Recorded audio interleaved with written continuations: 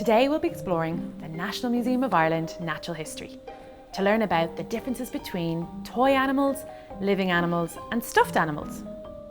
When you look around the museum, you will see lots of stuffed animals.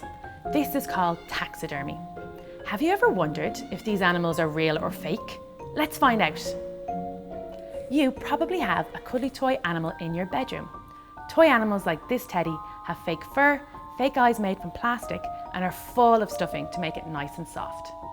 But what do real animals look like inside? A giraffe, like all living, breathing mammals, has blood, bones, a heart, a brain, and everything else that makes up its body.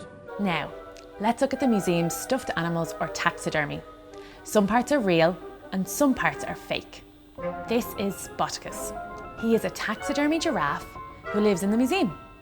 See his beautiful fur? That's real giraffe fur. Spotticus, like all giraffes, has a pattern of spots to help him hide or camouflage by looking like his surroundings.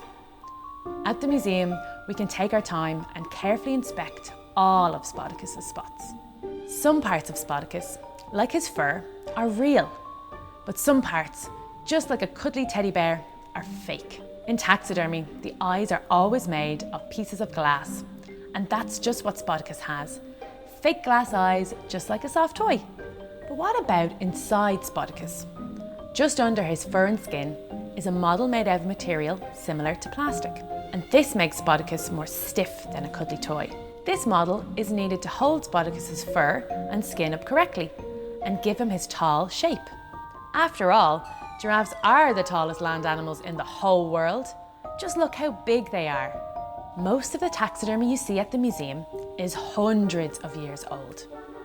All the taxidermy displays in the museum have either real fur, skin, or feathers.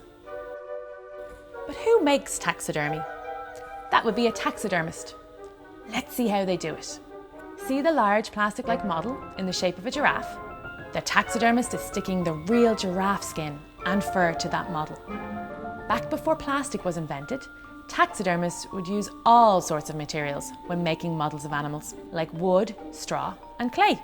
If you made a model of an animal, what would it be and how would you do it? Now you know a little bit more about stuffed animals at the museum. Next time you explore the exhibits, make sure to take a closer look at the taxidermy for yourself and spot what is real and what is fake.